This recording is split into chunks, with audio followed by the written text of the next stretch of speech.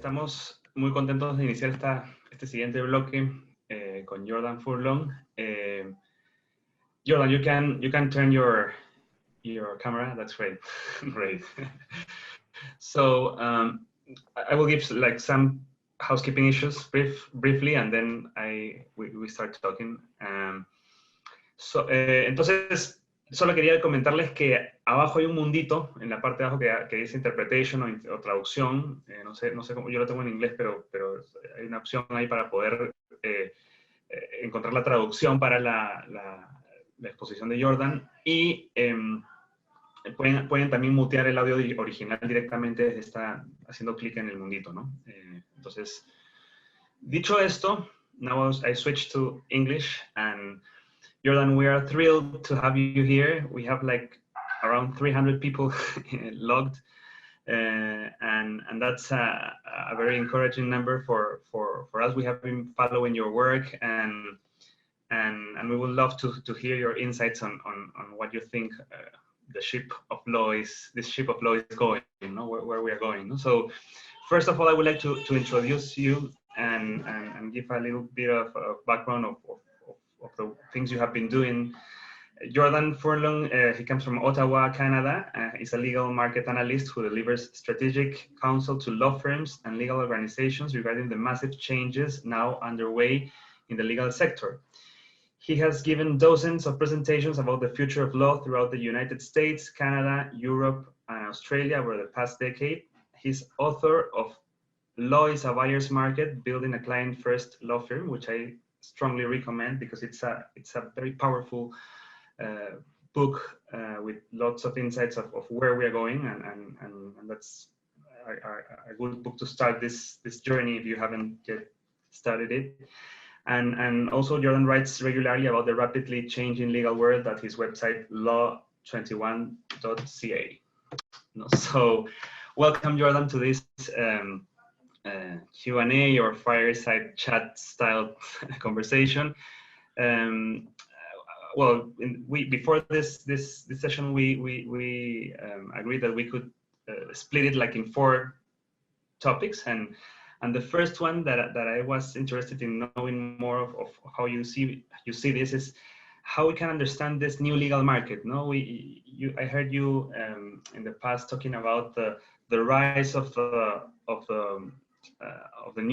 fall of the old firm and the rise of the new firm and all this new law movement, and maybe you can give us a little background of how we got to this point and know more about your views on this. Muchas gracias, Oscar. Buenas noches a todos. Boa noite a todos. That's as much damage as I wish to do to your beautiful languages for one night.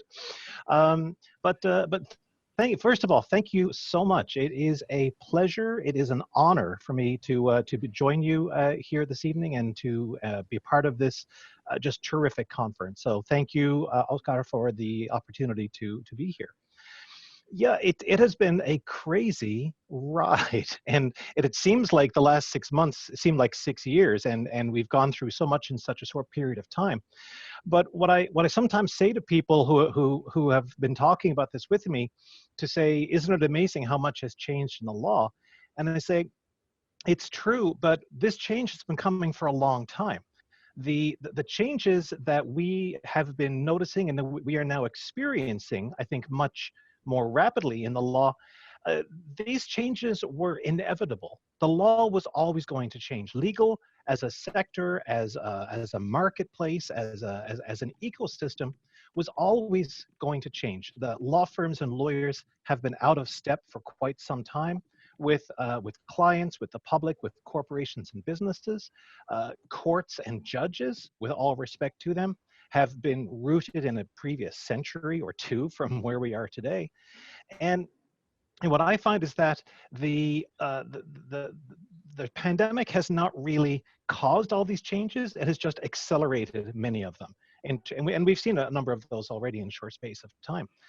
And so what I think we're going to find is when we look back in about certainly no more than 10 years' time, and I think as few as 5 years' time, we will look back on the practice of law and the business of law around the year 2005, 2010 and say, how it's amazing how much changed in such a short period of time. But I think the important thing to remember is that what we are experiencing is a completely natural evolution in how the market works, but it has been put on the absolute fast track by the events of the last 6 months.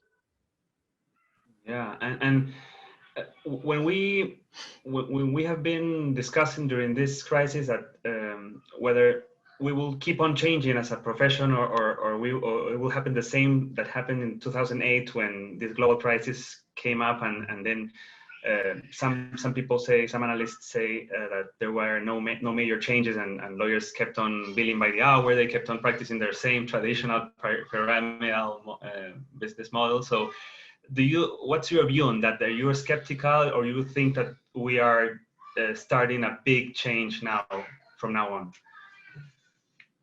Oh, I think we are absolutely now well into a period of significant change. And the reason I think this is that the changes that we are seeing are global in scope in terms of geography. Every part of the planet has been affected by this, but also global in terms of elements or aspects of our society and of the world. It is like the economy has been affected by this. Travel has been affected. The environment. I'm sure we've all seen those pictures of how much the earth cleared up, how much less pollution there was for those 2 months of lockdown. It was like a different planet. In terms of politics, in terms of all sorts of things. In a lot of ways, what we are facing now is an epochal change. And by that, I mean it's something that happens every 70, 80, 90 years. And you have to go back to the middle of the last century to find a similar period of massive upheaval. And there's no way the law can withstand that. And you know, again, the question often is asked, will lawyers ever change? And it's like, well, I don't know, but clients are changing, and the public is changing, and the legislative intent is changing. I'm doing a fair bit of work these days with regulatory bodies for legal services in Canada and the United States and a little bit in other countries. And the point I keep reminding them about is we are not in this little self-enclosed sphere or bubble all protected by ourselves. We're part of the world. And the world has a very different view of the role we play in it. And they see us as, look, you're lawyers, you're important, you're essential, we get that. But you have to work on our terms. We can't keep working on your terms. And I'm fully expecting, in fact, I know of some situations already where governments have approached regulators and said, we are imposing a new model on you to better suit the needs that we have. And my advice to the regulators, as a for instance, is don't wait for the government to come tell you what the rules are going to be. Go work with them to form those rules. And I think the same thing applies in broad terms to law firms, to lawyers. Rather than fighting the changes, rather than denying that the changes are taking place, try to figure out where are we going? How can I dovetail with that? How can I work with that? Because the future is coming whether we like it or not. A different world is here whether we like it or not. The choice is up to us. Are we going to be part of that change, or are we going to be swept along by it? And when we talk about the changes in the legal industry, we see all this new law movement, and within the new law movement, we see also the appearance of the alternative legal service providers. No, and what's your take on them? Because in this conference we had one of the first keynotes was the main partner of AMBAR in Spain, which is a branch of Axiom. Yeah. And he talked a lot about the model, and I found it very interesting. But I still had like this feeling that he had a lot of the classic big law language in his explanation. And I said, okay, so my question will be: do you think that alternative legal service providers are here to stay and are really a game changer, or how? What's your view or your take on that? Yeah, that's a great question. And it's an important question too, because it really has a profound impact on the whole supply side of the law. Because ALSPs represent the first new iteration or the first new development on the supply side of the legal market in at least 100 years and probably longer. Now, what's interesting about the ALSPs is this. Number one, I think they are here to stay. I don't think there's any question about that. I think the question is, what is their impact going to be, and how is the market going to respond? Because as you know, Oscar, another term, the ALSPs do not like to be called ALSPs. What they like to be called is law companies. And I get that. And I think actually it's a useful term because it differentiates them from law firms, right? So law companies and law firms, and the distinction between them, to my mind, comes down to the means of production. What are the assets or resources that they use to deliver the outcomes for their clients? So for a law firm, the asset you use to deliver your outcomes is human lawyers. 99.9% of everything you do in a law firm is produced by a lawyer. Whereas in a law company, yeah, some of it might be produced by a lawyer, but the great majority is produced by a software or algorithms or business processes or legal technicians or paraprofessionals. It's a myriad of suppliers. So the first big distinction between them is the means of production, what they use.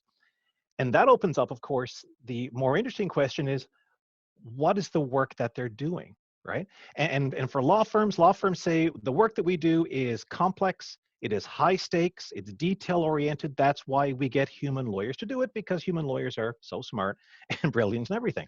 Whereas for the law companies, we're doing the work that is more routine, more straightforward, maybe lower stakes and what have you. So number one, we don't need to have lawyers do it. But number two, this work does not pay all that well compared to lawyer work, so we have to be very efficient and cost effective. Okay, so that's the distinction between them. But here is the problem for law firms that they are facing and have been facing for a while. There is a lot more straightforward work than there is complex, high-stakes work. As I'm fond of saying, lawyers like to do bet the company work, but companies don't like to bet themselves. They don't do it very often if they can avoid it. So, so there's a lot more of the straightforward routine work. More and more work enters that category every day because software becomes more advanced and processes become sharper and so forth. And so what we're really seeing is it's a confluence and maybe a conflict between these two types of players. So how is this going to end? To answer the question you actually asked me. I found what was really interesting. About a week or so ago, there was an article came out in the online version of The American Lawyer. And it was the results of a survey, and they found that about 1/3 of the AmLaw 100, the 100 most profitable law firms in the United States, had all developed their own captive ALSP, their own captive law company. And most of them are kind of internal within the business. A few of them are kind of spun off or they're subsidiaries or so forth. But in all these cases, what the firms essentially said was, there was a lot of money here, and we don't want to give it up to these guys. We want to keep it ourselves. We want to keep this work and keep this money.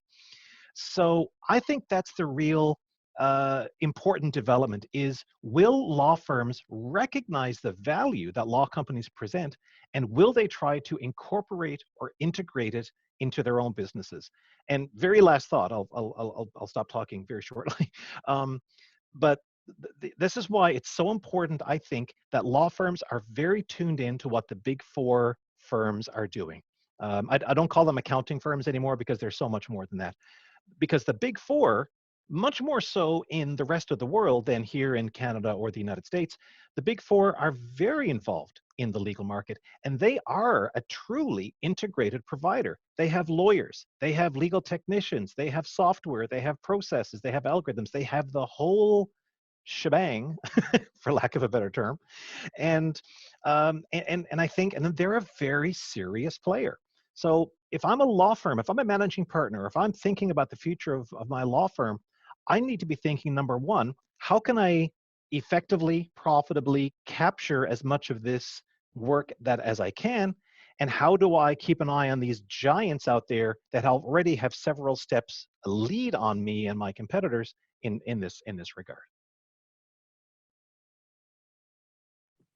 No, and that's a powerful message for law firms in Peru. In Peru, we have a very concentrated market, like in very big multi-service law firms that haven't been doing much in terms of innovation. They have been doing like their business as usual, and they feel like we're strong in their fields. They are actually good law firms, but it's my impression that they are quite blind in terms of watching what is really coming, and all these trends are happening globally, no? So that's it's a good way to start talking about these matters here in this type of events. So the other topic that I was very interested in knowing, because I took a course with you in Suffolk University, and I was really impressed with this topic, because I'm a fan of it, and it's the why of the legal sector of the law firms, and it's this. Why it's so uncommon to speak about purpose and why in the legal sector? Is there a dichotomy between profitability and purpose? What's your take? Because we have now just heard a couple of brilliant law students, which I had the fortune of working with also in the legal field in the past, and they said they did like a survey, and they found that most law students are wondering if, I mean, they would like to work in law firms that have a sense of purpose. No, that's interesting, and there was a big percentage of them. So why do you think it's so uncommon to speak about purpose in the legal industry? Well, you know, it's funny, Oscar. The phrase you used a moment ago was, you know, the fight between purpose and profitability, and the unfortunate thing is, in many firms, they're the same thing. You know, the purpose is to turn a profit. That's it. That's the why of the law firm, to maximize profits for the partners. And if you drill down to the specific partner and say, what is your purpose for being here? What do you want out of this firm? And I don't want to be too cynical about this, but I do know a lot of partners that this describes. They want two things. They want to make more money this year than they made last year, and they want to make more money than the guy down the hall that they don't like. You know, it's a great deal of it. And the thing of it is, law firms that are all about the money, all about the profitability, they attract people like that, who are absolutely only interested in the highest bid and making the most money. And they will repel, they will push away people who think that, yeah, of course, it's important that a law firm turn a profit, but there are other things about a law firm that are also important, that you are really good at client service, and that you make a difference for your clients in their businesses or in their lives, and that you have created a positive and constructive workplace, that you have a role in the community in which you are established.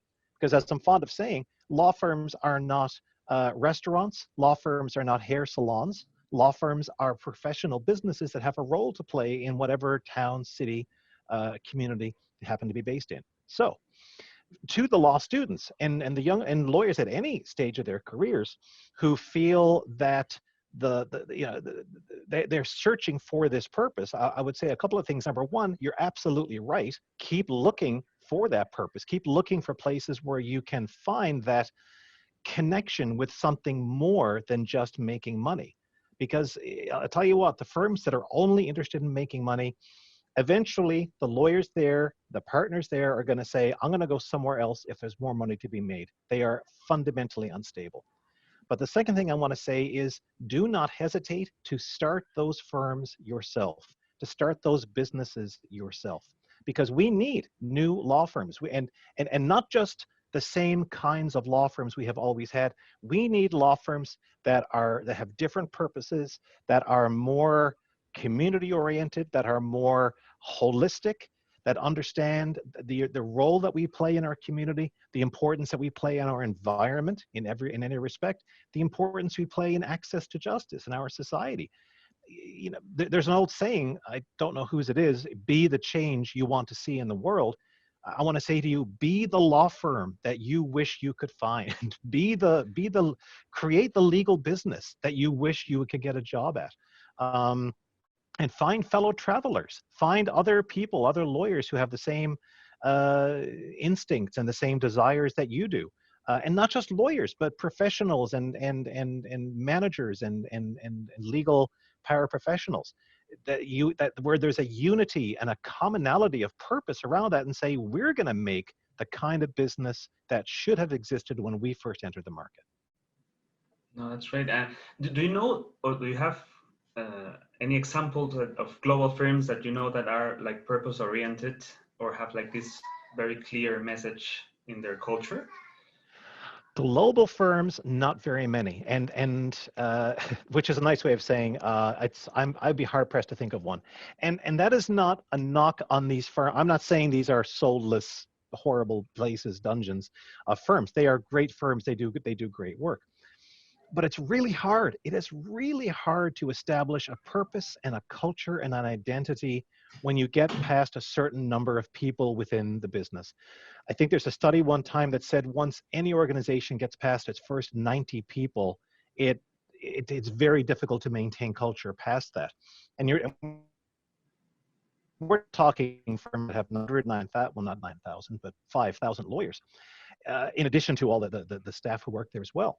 So it's really difficult to do that. And especially at the global firm level where there is so much pressure and competition to keep your highest performing lawyers. And in most cases, these highest performing lawyers are the ones who will jump ship at any moment to go to a higher bidder, to go to a firm that will pay them more. That having been said, there are global firms that I think have established a strong culture where there is a real pride in it. There's a pride in what they do. There's a professionalism. There's a sense of we are not just your ordinary law firm.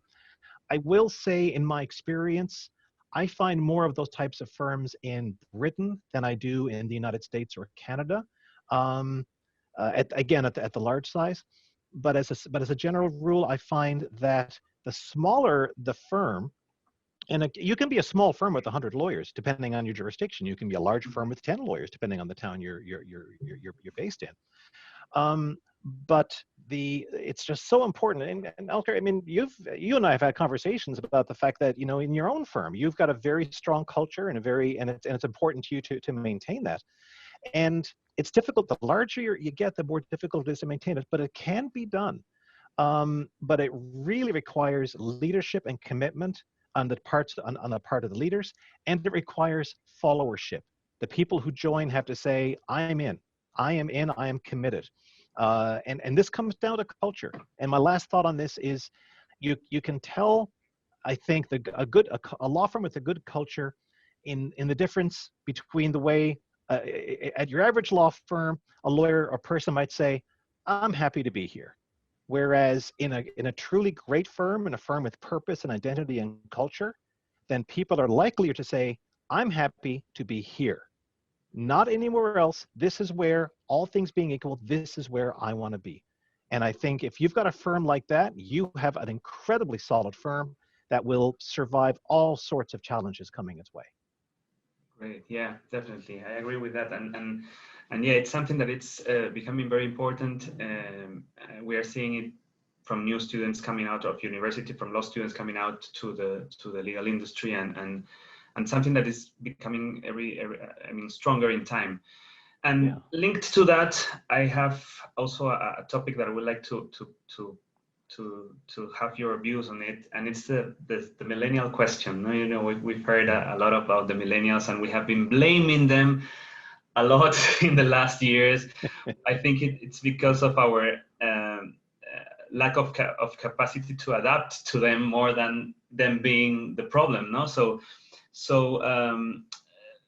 what do you think are of the new generation of lawyers? How have you been in touch recently with law students, and what do you see and you forecast in terms of this millennial generation, centennial, or even pandemic? I don't know. There are a lot of tags with for them. Exactly.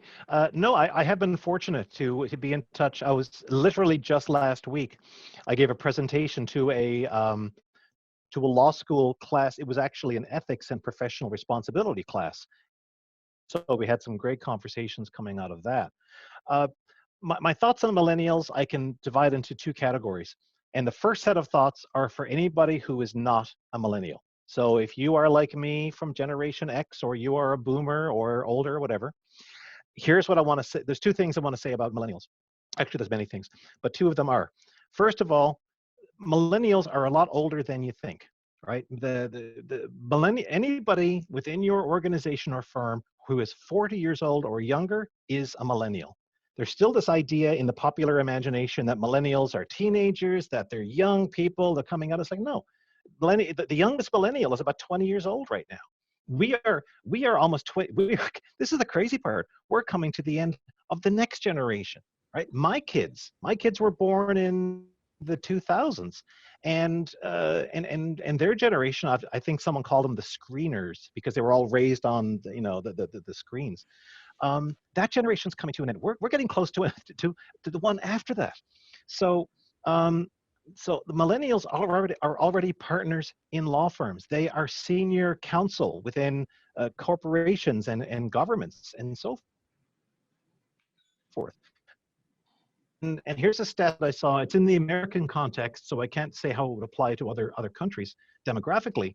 But by the year 2025, which is, again, only 5 years away now, millennials are going to constitute 75% of the American workforce. Now, law firms, because people start a little bit later, it's not going to be quite that advanced, but we're going to get there in a real hurry. So law firms are going to become millennial organizations. In some firms, effectively, they already are. So if I'm in a firm, if I'm a leader of a firm or a person in a law firm who's having trouble connecting with millennials or still has some stereotypes about them, I want to lose those stereotypes as fast as I can. I want to improve those connections as fast as I can because these folks are the future, and the future is knocking on the door very loudly. Okay. The second thing I want to say is to millennials and to and people in that age range, and I suspect there's probably some of them here this evening. And some of it is along the lines of what I said a moment ago.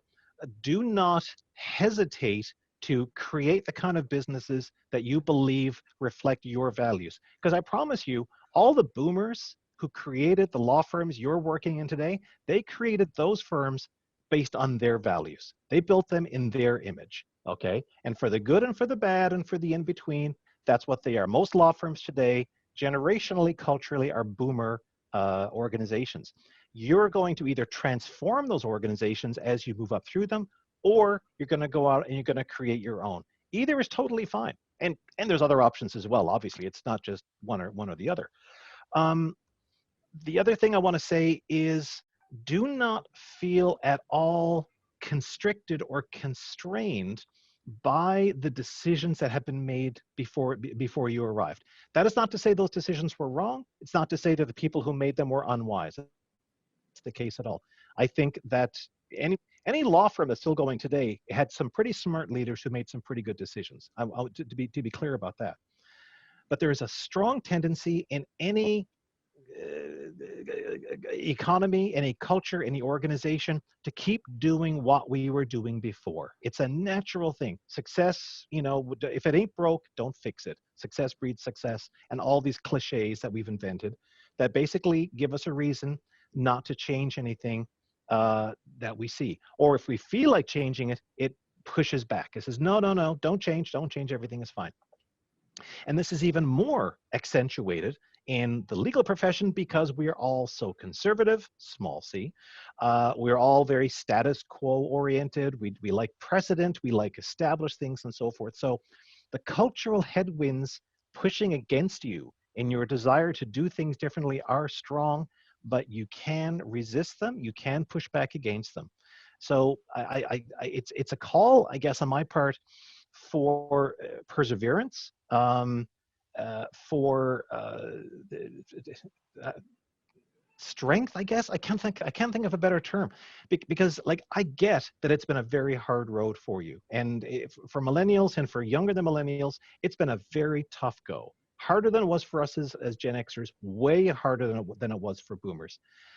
What you've had to deal with has been unfair, and I'm personally sorry that you had to go through it, and you shouldn't have had to deal with it, and I'm really sorry that you did. Nonetheless, you can and you will come out of it. And if you're coming out of law school right now and you're thinking, oh great, I graduated into a global pandemic, how delightful, right? And it's like, yeah, I know, I get that. But you know what? It's not going to define your career, right? Your career will be continuing for decades past COVID-19. You will not be defined by it. You will overcome it. Every law student I meet, every new young lawyer I meet, I just say, you know what? In spite of itself, the legal profession is in good hands. So, yeah. No, it's great, and let me share with the audience that you wrote an article titled "Pandemic 10 to the Class of 2020," and it was a great article with many insights on your views on what's coming up for this new generation. And Sebastián Soltao, who's also connected here, he translated it to Spanish, so it's a great chance also if you would like to to check it on. It's great. It's also a great moment. If you can see it like as a very bad moment right now in the history of humanity, but also you can see it the other way, like a great opportunity that will push you and that would boost your career in terms of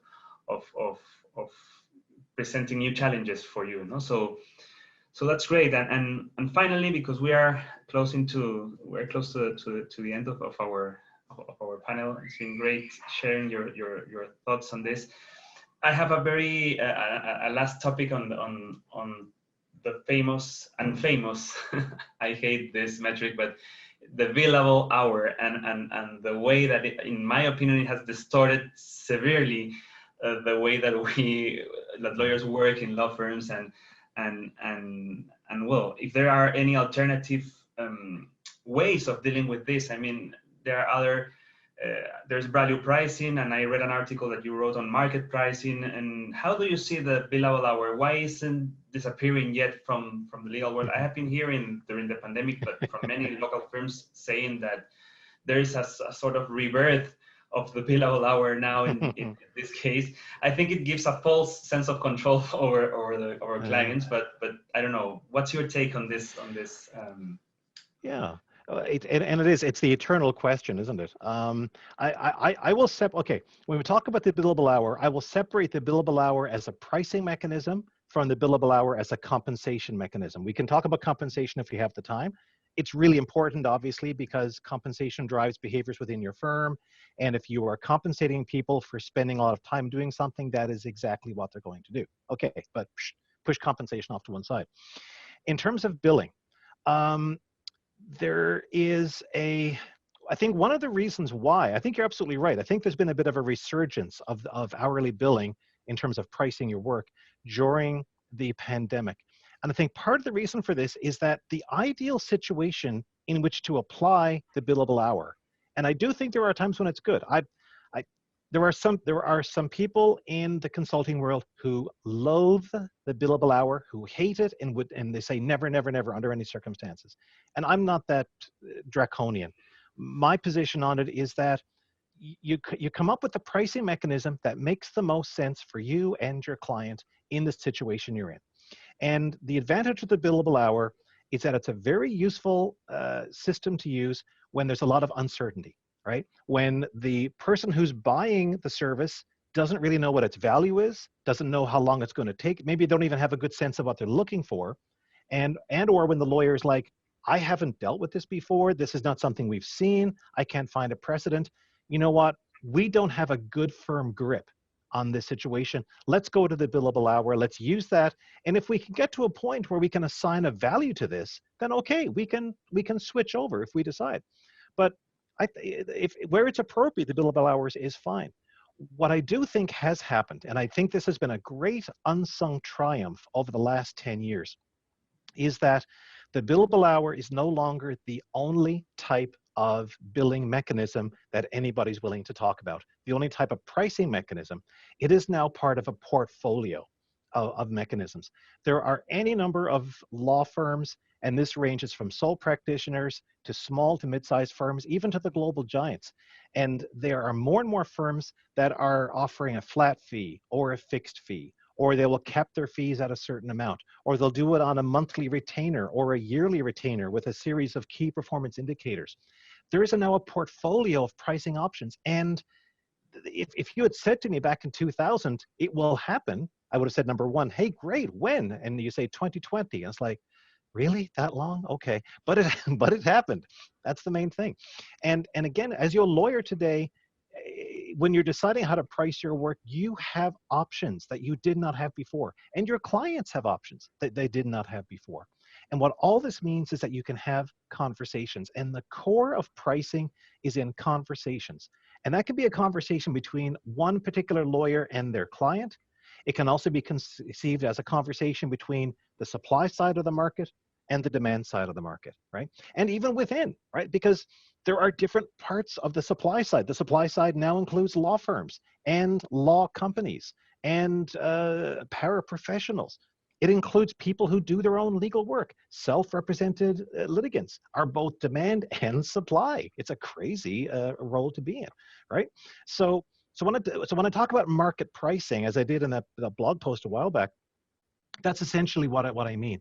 What does the market want? What does it need? What's making sense out there? Take a look at all the options, and then and obviously, as a lawyer, anything you price has to be something that is you have to be charging more than it's costing you to deliver the service, right? Which is why you want to find ways, including technology and business processes and so forth, to reduce your cost of doing business, right? So that you can charge a higher amount. Here's your fee, here's your costs. Even if you never move the fee, drop your costs down, and the profit margin just gets that much bigger, obviously, right? So that's where I think the key is as a lawyer. Don't get hung up on the billable hour. Don't feel you have to subscribe to it, but also don't feel you have to banish it. It's just another card in your hand. It's another tool in your toolkit. Use it if it makes sense. And if we're ever in doubt about anything, let alone pricing, ask your client, see what they think, have a conversation, and based on what you do together, come to a solution. I think I'm more on the draconian side. Which is fair. But I like, because I like mixing like types of I like value pricing, I like market pricing, and maybe it's type in a way you can extract the best of what you find in the market. No, so that's great. So we are almost reaching 6:40, and towards the end of this very thoughtful conversation we are having, and I would like to know if you have any. If you will have to say which 3 things you think are going to happen. I know it's a very tough question, but do you forecast in the following? I mean, in a post-COVID era, in terms of what may happen in the legal industry? What you would pick those 3 things? Okay, sure. Okay, in no particular order. One thing that's going to happen is that the legal supply side is going to be incredibly varied and diverse. And I mean diverse, not just in terms of there's going to be not just lawyers, there's going to be a whole range of professionals and individuals and companies and entities delivering services and solutions, many of them private sector, a great number of them public sector. I think one thing we're going to see after we emerge from the wreckage of COVID is government's going to take on a stronger role in many aspects of the social safety net, and law is going to be one of them. And it's going to be more diverse. Finally, and I say this as we say around here, a straight white dude. There's going to be fewer of me, and that's good, right? There's going to be more women. There's going to be more people from different backgrounds and ethnicities. There's going to be people from more socioeconomic status, and they're going to be part of this because they should have been part of this market years ago, decades ago, and that injustice will finally be dealt with. That's one. Second is that we will not talk about, I shouldn't say that. It will be less likely that we will talk about legal technology as a separate thing. In the same way that you and I don't talk about household technology, right? I don't sort of say, oh, I'm going to make an investment in some household technology. I just get the Wi-Fi. I upgrade my router, or I get the wiring fixed, right? It's just part of what we do. Technology is going to be assimilated into legal delivery. Not going to happen overnight, but we're a lot farther. Even in the last 6 months, we went from a position where, it was 100% dogmatic. You must be in the office if you are a lawyer. And now, whoosh, we're scattered to the four winds, right? And that's not going to last. We'll see a bit of people coming back, but it's never going, just like the billable hour, there's going to be a portfolio of options for how and where you work. So technology is going to be a major part of that. And I think if I had to choose a third, I think this conference itself represents, maybe in a small way, but a significant change in how we learn. I know this event took place in real time last year. I don't think there will ever again be a legal conference or a legal continuing professional development or learning thing that will only be in person. From now on, every single event is going to be, during the pandemic, it's all going to be virtual. But afterwards, everything's going to be in person and virtual. And you're going to have like 300 people in an auditorium listening to a speaker. You're going to have 3,000 or 30,000 people tuning in and listening and learning. And in the chat room down the side, exchanging issues and ideas and perspectives. That's going to transform how we learn as lawyers. It's going to transform how we learn from each other. It's going to transform, I think, in a large way, the culture of law, make it much more open, much more open to exchange. And I think it's going to make us a better profession and a better place to be. It's great, yeah, and I think that now we have a lot of Latin American people, guys, connected here to this conference. We used to have only Peruvians, or mostly Peruvians last year, which was in physical mode, and now we have a whole new bunch of people connecting and listening to all these powerful insights. In Latin America, generally speaking, we are still quite conservative in terms of all these trends that are happening and shaping the world in terms of new law, alternative legal service providers, and this is just starting now. So I'm thrilled, and I think we are all very happy to have access to all your thoughts and your vision on where this is going. No, so maybe we may meet again next year and see how this is moving on. Thank you so much, Jordan, for connecting to and accepting the invitation to this conference. And I'm pretty sure that most of the people here will have thousands of questions. I encourage you to follow Jordan on Twitter. What's your Twitter? It's Jordan Jordan _Law21, LAW21. But 21. Honestly, I think there's like 3 Jordan Furlongs on Twitter, and you know, one of them's like a football cheerleader. So it's fine. I'm not hard to find. That's great. And also on LinkedIn. So yeah, we can keep all the conversation flowing there. And thank you so much, Jordan, for that. So with this, I think that, I don't know if Jose Maria or Felipe, who's taking the lead on the next panel.